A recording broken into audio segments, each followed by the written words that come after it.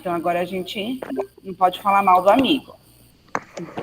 Bom, aula passada, pessoas, vamos conversar com a Pro, interagir, hein? A gente estava falando disso aqui. Então eu falei para vocês que a República, né, dividiu o Brasil em estados, e aí eu mostrei para vocês esse mapa, que era diferente a divisão de estados. A gente não tinha Mato Grosso do Sul, a gente não tinha Tocantins, a gente não tinha o Amapá e a gente não tinha o Acre. O Acre, se você olhar aqui no mapa, embaixo do Amazonas, onde tem a boquinha, o Acre não é nenhum país, não era nenhum estado parte do Brasil. A gente vai comprar o Acre da Bolívia em 1904. Então, o Acre não era nem parte ainda do nosso território nessa época. Aí está a nossa bandeira, né? Porque as cores, a base, né? O verde e o amarelo ficou mantido, mas são cores que remetem a casas reais europeias, não são cores que representam originalmente a nossa mata e o nosso ouro. E aí tem a questão da ordem do progresso. Quem está com o microfone ligado, por gentileza, quando for falar, liga, e quando não for, desliga para não ficar o barulhinho aqui na minha orelha. Agradeço. Aí alguém que leu sobre a questão da filosofia positivista, que dá base para o ordem e progresso escrito na nossa bandeira, alguém consegue explicar? Posso tentar? Pode. É porque, na época, o positivismo, ele tinha a ideia de totalmente seguir uma certa doutrina, não sei se doutrina é a palavra certa, mas... Doutrina é um conjunto de ideias, então tá. Seguir, tipo, era totalmente a ciência exata no positivismo. E aí eles queriam que todos os habitantes, eles levassem isso com eles, essa ideia. Aí eles usaram isso. Mais alguma coisa? Alguém gostaria de complementar? Vocês estão aí, estão jogando maldição? Não, é que eu tenho que falar. Então tá, então fala. Não, Pro. Não, Pro. Eu não tô nem vendo as bolinhas no momento, eu tô só vendo essa tela aí que você tá vendo, da filosofia positivista. Bom, esse tiozinho que você tá vendo é o Auguste Comte, né, que em francês é Auguste Comte. Ele era um francês. Isso aqui é de alguém entrar ou é o barulho do WhatsApp? É do chat, depois eu vejo. Então, esse cara é o pai da filosofia positivista. Então, tem muita gente que ouve o nome positivismo e pensa que tem que pensar positivo, né? Vai dar tudo certo. Não tem nada a ver com isso, ok? A filosofia positivista é uma filosofia que nasce lá do entusiasmo da industrialização. Então, a industrialização vem e a industrialização transforma o mundo, né? Você tem equipamentos, tecnologia que vai transformar o nosso estilo de vida, né? Eletricidade, enfim, carro. Então, as pessoas estão muito... Essa é uma filosofia muito empolgada pelo desenvolvimento industrial. E o que essa filosofia... Então, uma filosofia é um conjunto de ideias, é um modo de pensar. E o que era esse modo de pensar? Eles acreditavam que o desenvolvimento tecnológico, o desenvolvimento das máquinas, era o melhor da civilização humana. Aquilo era o progresso do ser humano. Okay? Então, o positivismo é uma filosofia que confia no progresso industrial e que confia no desenvolvimento do sistema capitalista. Qual é o problema dessa filosofia? É que o Auguste Comte, ele propõe que as pessoas façam uma análise das ciências humanas através de leis universais, assim como nós fazemos nas ciências exatas. Então, por exemplo, na física, quando você quer descobrir lá a velocidade, você pega e você tem um cálculo, e aí você faz aquela conta com a distância e tal, e aí você consegue descobrir a velocidade. Nas ciências da natureza, por exemplo, você estuda o ciclo da chuva. Então, a água condensa, forma as nuvens, chove e você tem um ciclo. E ele quer aplicar esse tipo de leis universais e imutáveis para a vida social. Ele diz que existem leis que regulam a vida social, que nós, seres humanos, nos comportamos da mesma maneira, tão naturalmente quanto a chuva chove, quanto você consegue calcular a velocidade, quanto se você colocar água no refrigerador, ela vira gelo, e se você ferver, ela vira vapor. E aí ele diz que, como existe uma fórmula, né, que regula naturalmente a vida social, é óbvio que o caminho natural do progresso e da ordem vem do desenvolvimento industrial. E ele achava que esse desenvolvimento, essa ordem industrial e esse progresso industrial trariam naturalmente o fim dos conflitos sociais. Então, não sei se você consegue observar qual o problema dessa teoria em me explicar. Calma aí, eles acreditam que, tipo assim, estabelecendo a ordem da economia, tipo, você poderia explicar de novo aí? Ok. Então, o cara fala assim, que, tipo, da mesma maneira que você tem, por exemplo, a água, você põe a água no freezer, ela vai congelar. Se você ferver essa água, ela vai virar vapor. Então, isso é uma coisa natural. Eles vão propor, os positivistas propõem que, assim como nas ciências naturais e nas ciências exatas, as ciências humanas também têm regras que explicam. E aí, para os seres humanos, segundo a filosofia positivista, o caminho natural para o seu desenvolvimento é o progresso tecnológico. E é esse progresso tecnológico, estabelecendo a ordem industrial, desenvolvendo esse progresso tecnológico, obviamente, nós chegaremos no melhor da sociedade. Nós vamos chegar numa sociedade em que não existam conflitos. É isso que eles propunham enquanto ideia. Então, assim, essa proposição aí já tem 200 anos. Hoje, você vive numa sociedade que não tem conflitos sociais? Não. Por quê? Existe. Então, existem conflitos sociais. Então, qual é o problema dessa filosofia? Porque eles diziam que, estabelecendo a ordem industrial e permitindo o progresso industrial, a gente teria naturalmente uma sociedade sem conflito. O que aconteceu, então? No caso... É porque eles acharam Calma, um de cada que vez. todos iam se... É porque eles acharam que todos iam ser igual a conta de física ou de matemática, mas cada um tem o seu jeito. Luara, você estava Exatamente. falando também. Cada ser humano é indivíduo e, tipo, não tem como a gente se colocar numa caixinha perfeita só porque a sociedade quer. Não tem... Não dá. É uma brisa esse negócio Olha aí. a Eu não sei me explicar. filosofia. A gente, todo mundo tem a parte biológica, então todo mundo precisa comer, por exemplo, para sobreviver. Isso é uma coisa natural. Agora, a maneira como a gente se comporta é ditada pelas relações e pelas experiências que nós temos. E se a gente mudar as relações, mudar as experiências, a gente vai mudar os nossos comportamentos, né? Então, quando a gente fala de economia, por exemplo, economia é quando você produz, distribui e consome coisas. Pode ser tanto produtos quanto serviços. Se você produz, distribui e consome de maneira competitiva, como é no nosso mundo, a gente tem essa ordem social que a gente vê. Agora, se você produzir, distribuir e consumir de maneira colaborativa, que você não está visando vencer o outro, que você não está visando acumular, a gente viveria de outra maneira. Então, a gente não tem como aplicar uma teoria exata, uma teoria natural para seres humanos que vivem de acordo, que vivem diferente a cada momento. Então, qual que é o problema? Que a teoria positivista, ela ignora que a gente tem, que nós pessoas, temos o poder de transformar as coisas, transformar a sociedade. A gente não vive na natureza como os outros animais. Se a gente vivesse de maneira natural, a gente não estava aqui conversando nesse computador agora. A gente não tinha inventado absolutamente nada e a gente estaria lá no matinho com a nossa onça de estimação. E a gente não está. A gente está aqui, né? Não, se a gente tivesse com a onça de estimação, se a gente tivesse domesticado o animal, a gente já tinha mudado a natureza. Então, a gente transforma a natureza. E conforme a gente transforma, a gente pode viver de maneiras diferentes. Então, o ordem e progresso da nossa bandeira vem dessa filosofia positivista, né? Que temos que estabelecer a ordem industrial para que o progresso econômico venha.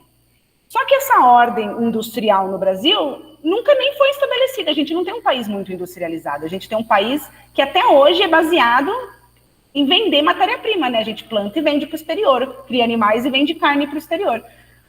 E esse progresso econômico a gente também não viu. Então, nem isso realmente foi aplicado. Agora, e qual que é o problema dessa teoria, dessa filosofia que foi disseminada na sociedade?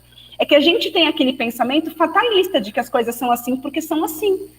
Ah, a gente passa por isso porque a vida é assim, sempre foi assim, não tem como mudar. E não é verdade. Então, essa filosofia positivista que foi trazida pelos republicanos no Brasil tem muito a ver ainda com a maneira como a gente encara a nossa sociedade e acha que o mundo é esse mesmo, que não tem absolutamente nada que a gente possa fazer, e a gente conserva as coisas como elas são, mesmo que elas não sejam boas pra gente. Tudo bem? Tudo. Vocês estão aí? Então, Então, beleza. Então, vamos relembrar aqui algumas coisas. Esse aqui, você tá vendo, esse barbudinho, até que não é tão feio esse, né? E tem uns presidentes que minha nossa. Esse é o Prudente de Moraes, esse é o primeiro presidente civil do Brasil. Então, a gente teve presidentes republicanos antes dele, mas eram o Marechal Deodoro da Fonseca e o Floriano Peixoto. São dois caras do Exército, né? Então, eles não são civis, eles são militares. Esse é o nosso primeiro presidente civil, né? E ele vai inaugurar o que a gente chama de república oligárquica. E eu quero que vocês me lembrem o que significa a palavra oligarquia. São pequenos grupos detentores de poder. São pequenos grupos, ou uma pessoa, mas geralmente são pequenos grupos bem homogêneos, não são heterogêneos, então, assim, geralmente são homens, brancos, velhos, latifundiários, aqui no Brasil é assim. Então, é esse grupo que detém poder e privilégio, que controla a política e a economia no nosso país. E esse período da República, que a gente chama de Primeira República ou República Velha, é um país que esses caras vão controlar, assim, descaradamente, sem nenhuma vergonha, não que eles tenham muita hoje, mas, assim, era muito descarado. E aí vocês se lembram, então, aqui a palavra oligarquia, a gente já definiu. Esses caras, esses oligarcas, eram os barões de café. Ah, na verdade, eram latifundiários. Vocês lembram o que é um latifúndio? Um pedaço de terra. Não um pedacinho qualquer, não. É um terreno, tipo um terrenão. É terra pra dedéu. Sabe quando você viaja pro interior e aí você vai passando aquelas terras que parece que não tem fim, aí tem aquela plantação. E aí lá no meio do nada tem uma casinha e depois mais plantação. Aquilo é um latifúndio. Tá? exato. A gente não pode confundir com a fazendinha, com o ranchinho que o tiozinho nosso tem, da nossa família, porque quando a gente fala assim, precisamos taxar os latifúndios no Brasil, né? Os latifundiários precisam pagar impostos. Aí o cara que tem uma fazenda no interior acha que é ele que vai pagar imposto. Mas não é porque você tem uma fazendinha no interior que você é um latifundiário. Latifúndio é uma grande porção de terra que é voltada para a produção, que é voltada para você explorar economicamente. Não é a sua fazendinha com uma casinha onde você passa Natal com a sua família. Isso não é um latifúndio, tá? Nessa época, que é bem, né, depois do Segundo Reinado, a gente vai ter o maior produto que o Brasil vai tanto produzir quanto vender, é o café. Então, os latifundiários mais poderosos do Brasil, não é que não tinham outros latifundiários, mas os mais poderosos do Brasil nessa época eram os barões do café, eram os donos dessas grandes terras que produziam café. Aí eu trouxe um desses velho branco, para você ver, esse aqui é o Antônio da Silva Prado, era um barão do café da região de Campinas, aqui em São Paulo, porque a gente plantava muito, as regiões que mais plantam café até hoje é Minas Gerais, São Paulo, Rio, Espírito Santo. Aqui a região sudeste é a região onde a gente tem a melhor terra, o melhor clima para plantar café. Aí eu trouxe também para vocês uma imagem da colheita, né, de imigrantes na colheita. Então, não sei se vocês já viram aquelas novelas da Globo, né, que os caras falam com sotaque italiano horroroso e fica falando prego, né, fala tudo em português com umas palavras em italiano no meio. E aí eles estão lá colhendo café e tal. Então, isso é desse período. É quando os imigrantes, lembra que a gente viu ano passado, que o governo do Dom Pedro II incentivou a vinda de imigrantes europeus para branquear a população. E aí esses imigrantes foram trabalhar nos latifúndios e a população negra, recém-liberta, foi, largada a Deus dará e acabou formando as periferias das grandes cidades. Tudo bem até aqui? Tudo. Então, vamos falar de alguns conceitinhos para a gente relembrar. Isso aqui a gente trabalhou no 9º ano. Então, a primeira coisa que a gente precisa lembrar é o conceito de coronelismo. Quem é o coronel?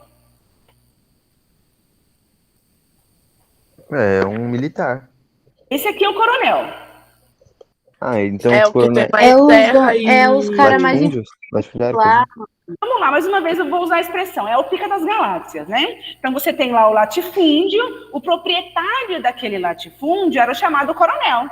Tanto que você vê as novelas também, tem sempre sempre é o Antônio Fagundes, o coronel. Aí ele sai lá com aquela cara de mal dele da casona. Vocês nunca viram novela que o Antônio Fagundes é coronel? Não é possível, ele foi muito coronel nessa vida já.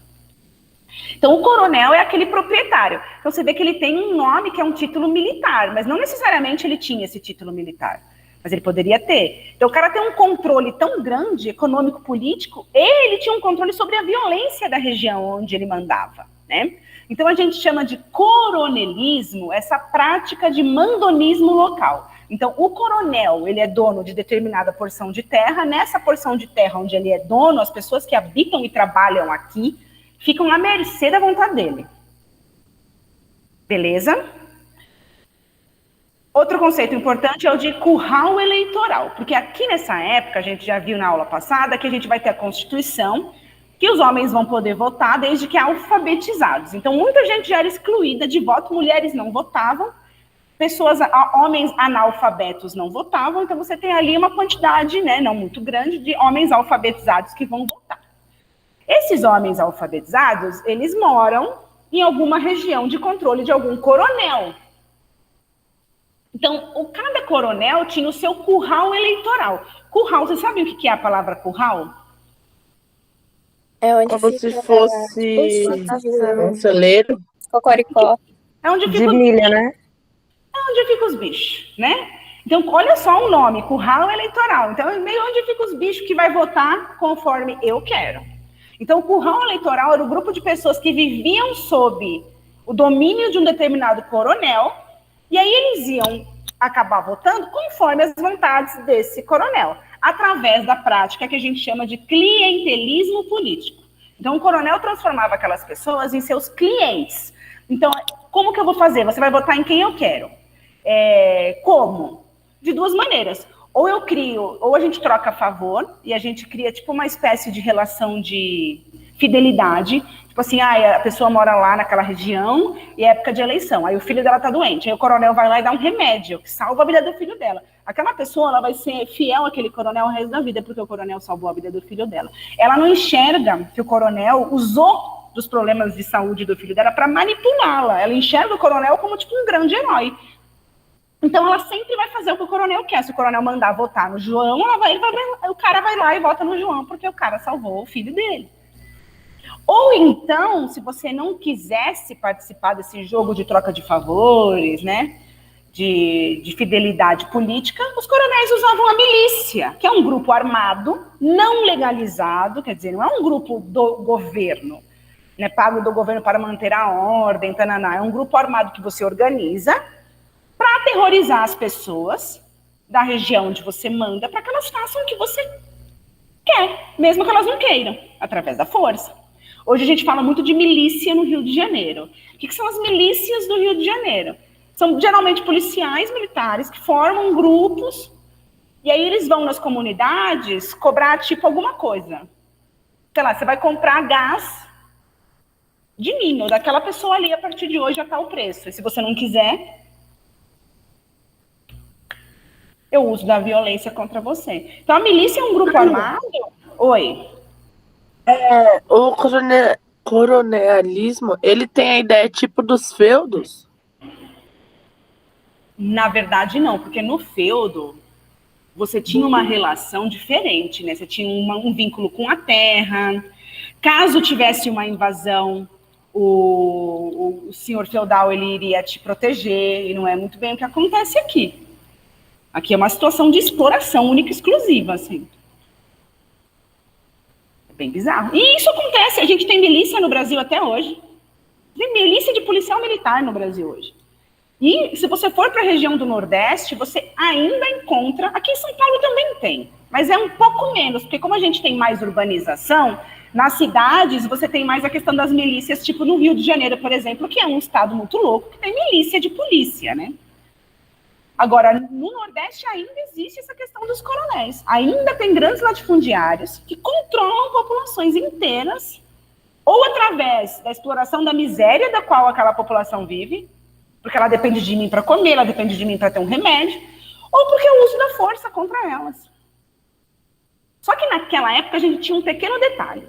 Hoje, a gente tem na lei o voto secreto. Quando você vai votar, você aperta lá os botãozinhos na urna e ninguém vai saber em quem você votou. Não sai um papel. Aí tem gente hoje em dia que é lunática, que fica, nós queremos um voto impresso, nós queremos comprovar. Só que se você fica imprimindo um voto que está ligado ao seu nome, você vai permitir que pessoas saibam em quem você votou. E esse era um grande problema nesse período, porque quando eu tenho que votar abertamente, as pessoas sabem em quem eu votei. Então, se o coronel mandou eu votar em tal cara, porque senão ele vai me encher de porrada, e eu não votar no cara, ele vai me encher de porrada, porque eu tinha que chegar lá na sessão eleitoral e falar, vou votar no João. Então, ou eu obedeço, ou eu obedeço. Então, o voto secreto, ele protege você. O voto aberto, não. Isso a gente chama de voto de cabresto. A gente já fala sobre isso. Então, a gente vai ter, nessa época, a política dos governadores. O que é a política dos governadores? Observa aqui essa galerinha aqui, esse desenho que eu arranjei. Então, você tem o coronel. Esse coronel garante votos para a prefeitura. Esse coronel garante votos para os governadores estaduais, que são essas grandes oligarquias de cada estado.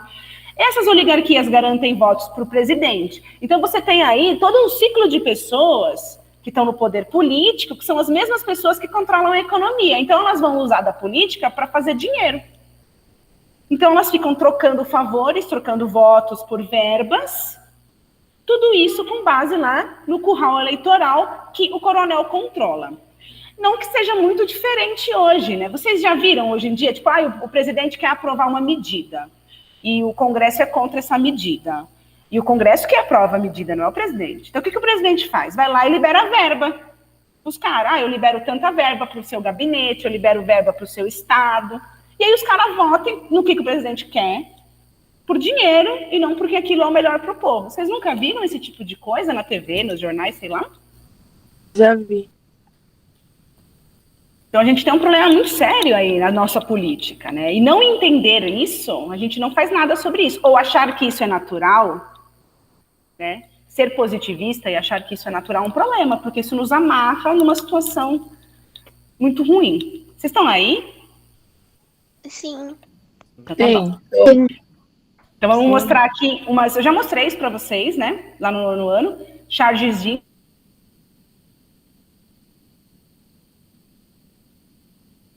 Fortes era São Paulo e Minas Gerais, que era principalmente onde se plantava mais café. Minas Gerais ficou com o apelido, o São Paulo ficou com o apelido do café e Minas Gerais do leite. Porém, Minas Gerais produz muito mais café que São Paulo, né? É porque como Minas Gerais também era produtora de leite, ficou esse nomezinho aí de política de café com leite. Então aí você está vendo nessa charge que é uma gangorra. Então vamos interpretar essa charge. Vocês conseguem me explicar? Aí, calor. É porque eles ficavam controlando entre São Paulo e Minas, tipo... Porque aí, na tipo, gangorra... um mandato era São Paulo, outro Minas. Só que aí teve, acho que o mandato de São Paulo, ao invés de, tipo assim, eles tipo... como que eu posso dizer? Não indicarem, mas tipo assim, eles... indicar, é isso mesmo. Esse bagulho. Aí ele coisou outro mano de São Paulo. Aí ele acabou com essa política, né? Isso, é essa treta que vai acabar com a Primeira República. Eu falo muito República Velha, porque quando eu estudei, eu aprendi República Velha. Mas hoje não se usa mais esse nome, hoje se usa Primeira República. Então pode ser que vocês vejam em vestibular com o nome Primeira República, eu acho mais provável, não sei. Mas isso que o Fábio falou é como vai acabar. Então a gente tem aí, não é que nós só tivemos presidentes de Minas e São Paulo, mas Minas e São Paulo tinham as oligarquias mais poderosas do país. Então o Partido Paulista e o Partido Mineiro tinham uma aliança política, né? Eu sou um presidente de São Paulo, aí a próxima eleição eu indico um de Minas, aí na próxima eleição um de Minas indico de São Paulo. Às vezes, nesse jogo político, outros presidentes de outros estados também entraram. Nós tivemos presidentes, por exemplo, da Paraíba, do Rio Grande do Sul. Porém, o jogo político era mais controlado por São Paulo e Minas. E aí, quando São Paulo e Minas param de brincar, é que a República Velha vai chegar no fim, que foi o que o Fábio comentou agora. Aí eu trouxe uma outra charge para ilustrar o que é o voto de cabresto. Né? Cabresto é esse troço que você põe no animal para você puxá-lo, para você controlá-lo. Né? E aí a charge está falando aí, ó, atrás do cara tá político, e aqui na cabeça, né, tem esse ser humano com cabeça de cavalo, está escrito eleitor no braço dele. Então o político controlava o eleitor a seu bel prazer, e o eleitor não tinha muita liberdade, né, de votar em quem ele queria, na verdade. E aí eu trouxe uma outra charge que mostra a questão das milícias, né? Então você vai votar em quem eu tô falando, porque olha o cara aqui atrás de mim, né? Então você tem toda a violência que também era usada na questão do voto. Qual que é o efeito do coronelismo? Eu acabei comentando isso antes, que a gente tem essas questões ainda até hoje no Brasil. Até hoje você tem o predomínio de latifundiários, de famílias que têm muita terra e muito dinheiro. E essas pessoas controlam a política do país. E elas, controlando a política, elas usam aquilo para se beneficiar, para fazer dinheiro para elas mesmas, né? E não para toda a sociedade, como deve ser uma república, né? Lembra que república é quando você tem um sistema de governo que visa o bem comum. Então, que república é essa que você tem aqui que visa o bem de quem já tinha bastante bem? Complexo. E isso vai acabar, nessa época, marginalizando um pouco o exército, as camadas populares e a classe média, e aí nós vamos ter um golpe em 1930. Tem alguém entrando ou é só o WhatsApp que fica piscando? A Isabela levantou a mão. Fala. Ô, Pro, você falou que, tipo, ainda tem o coronelismo no Nordeste e tal. Seria, tipo, que era Lampião e Maria Bonita? Não, isso daí vai ser... Isso é outra coisa que a gente vai ver aula que vem. Vou dar um exemplo de coronelismo aqui para você, ó. Lá no Alagoas. O Alagoas é um estado mais pobre do Brasil, acho que tem a menor expectativa de vida do Brasil, e ele é comandado até hoje pela família Collor. Esse nome Collor, te lembra alguém? Aham. O cara que ele, tipo, não roubou, né? Não roubou, pô. Ele roubou a população do mundo. Aí ele falou outro nome lá, pra passar pano, mas ele... ele obstruiu... Você tem uma foto aqui, um monte de Collor. Qual é o Collor que tem mais a ver com a nossa história recente? É o Fernando Henrique... Não, o Fernando Collor. Fernando Collor de Mello. O que o Fernando Collor de Mello foi do Brasil? Presidente. Ele foi o primeiro presidente eleito por toda a população que podia votar depois da ditadura. Ele convenceu o Brasil inteiro que o Lula era um comunista safado que ia transformar o Brasil numa Venezuela, não, que na época não era assim, em Cuba, e que ele... Depois eu vou mostrar para vocês, quando a gente chegar nessa matéria, os discursos dele. O mesmo discurso: a minha bandeira jamais será vermelha, a minha bandeira é essa aqui, verde e amarela, nananã. E aí ele sofreu impeachment em 2 anos, né? Ele mexeu com Deus e o mundo. E aí veio os escândalos. O irmão dele foi na revista Veja falar que ele estava comprando Lamborghini com dinheiro público. E tem umas histórias de supositório de cocaína. Mano, tem umas histórias bizarras envolvendo o Collor. O pai dele também era muito louco. Eu acho que, se não me engano, o pai dele que atirou, foi um congressista, trabalhou no Congresso, atirou em outro cara. Então, assim, a família Collor é uma família muito mafiosa, né? E eles controlam o estado do Alagoas até hoje. Eles têm muitas propriedades, muito dinheiro. O Collor, o Fernando Collor de Mello, que é esse tiozinho que tá com a mãozinha assim, hoje ele é senador da República. Ele sofreu impeachment, ele ficou 8 anos sem poder ser eleito, e hoje ele é senador. E a última coisa que eu li sobre ele é que ele estava dando auxílio ao governo Bolsonaro na crise dos combustíveis. Faz uns 15 dias isso. Então ele está aí na política até hoje. Outra família que é extremamente coronelista e está aí até hoje é lá no Maranhão, a família Sarney. Né? Os Sarney, eles são donos do Maranhão. Sarney, você vai para o Maranhão, tem um monte de coisa no Maranhão que chama fulano Sarney. Tem ponte, tem rua, tem bairro. Os caras controlam, eles têm uma família muito rica. Então são pessoas que têm poder hoje porque herdaram terras e herdaram dinheiro dos seus antepassados. E esses antepassados fizeram suas fortunas ganhando terras do governo, usando mão de obra escrava. Então, todos os bisnetos, né, todos os descendentes dos escravos, das pessoas que foram escravizadas no Brasil, hoje elas não têm direito a nada, elas não têm direito a terra nenhuma.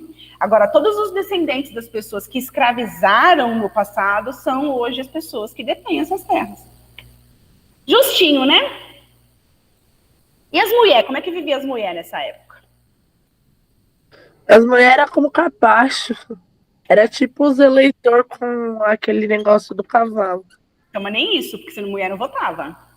Nem ficavam em casa cuidando de filho, cuidando da casa, fazendo comida, e era só isso. E aí tinha questões, eu trouxe para vocês o Código Civil de 1916, né, que foi feito na Primeira República, e que valeu até 2003. Que ano vocês nasceram? 2003. 2003. Então, o ano que vocês nasceram foi o ano que finalmente essa lei caiu no Brasil, de fato, tá? Esse Código Civil. Então, eu peguei algumas coisinhas do que esse código, claro que o Código Civil falava um monte de coisa, mas eu peguei o que falava a respeito da mulher. Então, permitia a anulação do casamento caso o marido descobrisse que a sua esposa não tinha se casado virgem. Então, se por qualquer razão eu casei com uma mina e aí, sei lá, não rolou, por qualquer razão que seja, econômica, política, que seja, eu posso alegar como homem que ela não era virgem quando eu casei e posso pedir anulação do casamento e largar essa mulher. O Código Civil de 1916 não previa o divórcio. Então, se o cara te batesse, enfim, a mulher era obrigada por lei a adotar o nome do marido. Então, se eu caso, se eu quiser pôr o nome do meu marido, eu posso. Não, você era obrigada. O marido que definia o domicílio conjugal. Então, você ia morar onde o marido quisesse. Você não tinha voz nisso. Você não podia não assinar um contrato de compra e venda de residência. Você não tinha voz nesse departamento. Né? E o marido tinha o poder pátrio, quer dizer, o poder do pai, né, em relação aos filhos. O que a mulher podia? Em 1916? Nada. Muito bem. E aí as pessoas falam assim, antigamente é que era bom. Eu não sei que antigamente que era bom que é esse. Não sei. Vocês estão bem bonitinhos? Sim. Estão muito quietos hoje. Eu tô dormindo ainda até agora. Oh, meu Deus. A garganta tá doendo. Maldade. Agora eu vou pegar quem tá aqui hoje. Peraí, primeiro eu vou ver quem tá aqui hoje. Vamos lá. E a gente vai dividir agora, para vocês me ajudarem semana que vem. Eu comentei, acho que aula passada, que eu gostaria que vocês fizessem tipo uma pesquisinha prévia para me ajudar do que eu ficar só falando. Então, nesse período da República Velha, que funcionou dessa maneira que eu expliquei hoje, teve várias revoltas, treta, e muita mesmo. E aí eu queria que a gente pesquisasse sobre esse assunto e que você me ajudasse a explicar semana que vem. Então, vocês estão em 19 pessoas aqui nessa sala nesse momento. Eu não sei se todo mundo está realmente ouvindo, mas eu vou mostrar para vocês a minha tela com as revoltas do período. E aí eu vou pedir que uma ou duas pessoas escolha cada uma dessas revoltas para me ajudar a apresentar essa revolta aula que vem. Pode ser? Beleza. Eu gostei da ideia. Sim. Vamos lá. O que vocês iam me perguntar? Tá certinha. A minha gatinha tá ótima, mas tá em casa e vou confessar que é mais fácil dar aula sem ela. Tadinha. Ela subia, ela me ignorava o dia inteiro. Ama. Chegava na hora da aula, ela subia no computador e pulava em É mim. porque no dia inteiro você tava prestando atenção nela. Então. Só que eu preciso trabalhar, eu preciso comprar ração, né? Muito bem, deixa eu compartilhar aqui a tela. Vou compartilhar só esse trechinho agora, não vou compartilhar a tela inteira, não. Uma janela, aqui, República Velha. Aqui, ó, vamos falar de revoltas. Então, eu tenho essas revoltas. As revoltas que não estão grifadas, eu tenho menos domínio, então eu vou pesquisar também. As revoltas que estão grifadas, a Pro conhece melhor. Então, assim, eu não quero que você... Não precisa fazer uma apresentação de PowerPoint. O que eu quero que você faça é que você leia sobre isso, ou que você veja um vídeo. Você pegue as coisas principais, tipo, onde aconteceu a revolta, por quê, né? Porque quem é que se revoltou? Né? Foi gente rica, gente pobre. Por que eles se revoltaram? Porque ninguém acorda um dia, pega em armas e fala, vou tacar o terror aqui.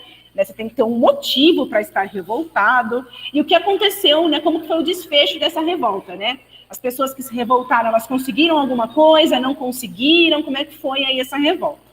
E aí, se você achar alguma imagem, tipo um mapa que mostra onde foi a revolta, uma foto de alguém ou de alguma coisa daquela época, você pode compartilhar a sua tela e mostrar a foto. E se você acha que não vai funcionar no dia, que você não vai conseguir compartilhar a tela, aí você manda para mim até terça-feira, e aí quando você quiser que eu exiba a foto, eu exibo para a sala a foto. Pode ser? Vai ser tipo um seminário? Desculpa. Mas a gente vai trocando ideia. Por exemplo, 2 pessoas vão pesquisar a mesma coisa, e aí, tipo, vocês vão trocando ideia, vão se complementando. E aí, quem fizer isso, quem participar, conversar, apresentar uma revolta, aí vai ficar liberado do próximo formulário. Eu acho que eu quero, hein? Então, essas são as revoltas. Ó. Tem o Revolta Federalista, deixa eu aumentar. Revolta da Armada, Guerra dos Canudos, Guerra do Contestado, Cangaço, que é o negócio lá do Lampião, Revolta da Vacina, Revolta da Chibata, ou Revolta dos Marinheiros, é a mesma revolta, Revolta do Juazeiro, Movimento Operário e a Greve Geral de 1917 e o Tenentismo. Quem gostaria de me ajudar semana que vem? Eu não vou obrigar ninguém a fazer nada. Eu quero fazer cangaço, porque eu gosto de cangaço. Quem é, Luara? Eu faço. Eu quero fazer Juazeiro. Peraí, Luara vai pesquisar um pouquinho do cangaço, certo? Aham. Próximo. Posso quero fazer a fazer Guerra dos Juazeiro. Canudos? Gente, quem é? Fala assim, eu sou, não sei, não tô te vendo. A Isabela Pasqualin quer fazer o Juazeiro. A Revolta de Juazeiro. Juazeiro. Próximo. Maria Madalena. Fala, Maria Madá. Madalena quer fazer a Revolta da Chibata. Chibata. Não vai Aí, chorar, ó. hein? Eu choro com a chibata. Ó, Fábio, Revolta da Vacina. Fábio. Tamo junto aí. Vacina. Ô, professora, qual que era a Quem melhor mais? mesmo? Porque, tipo, você falou que as que estavam grifadas você conhecia melhor e as que não, aí você não entende. Não, as que não estão grifadas, eu também vou dar uma pesquisada, porque eu também não me lembro muito mais delas. Qual que é a primeira? Estudar. As outras eu não preciso estudar, que essas aí eu já falei 1000 vezes. Não, eu tô confessando que eu tenho uma falta de conhecimento nessas 3 revoltas. Que Isso não significa que eu não vou estudar para a semana que vem. Bom, vou ficar com a primeira. Federalista? Aham. Danilo Federalista. Ô, Pro, Oi. eu posso fazer a da Guerra dos Canudos? Pode, quem é? Liza. Tá, Canudos. Gente, pode repetir, porque tem mais gente do que revolta. Aí pode ter 2 pessoas, aí vocês vão dialogando. Vocês podem montar. Fazer a segunda, a Juliana. A Vitória. Juliana Vitória. A Armada. Isso. Anota aí, hein, gente? Tá. Ô, Pro, pode ser duplinha, né? Pode. Eu posso ficar com o movimento operário e a greve geral de 1917? Pode, quem é? A Nayande e a Isa. E a Isabelle Moreno. E a Isa. Vão fazer movimento operário e greve. Professora, Beleza. sabe da Júlia? E Júlia? A Qual? Ruiva? Não sei, nunca mais falei com ela. Então eu vou falar com ela, vou chamar ela pra fazer comigo. E seria bom que nossa, a Júlia entrou numa aula minha, acho que em agosto a última vez. Sério? Depois Gostaria muito de vê-la. Júlia Zaida também sumiu. Então, eu só tenho o número da Júlia Ruiva. A Tá. Júlia Zaida mora perto da minha casa, mas eu posso tentar achar ela. Eu queria que ela voltasse. Quem mais? Gente, senhora, posso perguntar um negocinho? Gente, vocês não estão no grupo que eu criei, não? Pra gente se ajudar? Fica até melhor lá, se você estiver lá. Mas se ajudar, mas ninguém se ajuda, é tudo uns papos aleatórios. Eu não tô nesses grupos aí. Eu vou cancelar até a gravação, porque tá bem aleatório o papo agora.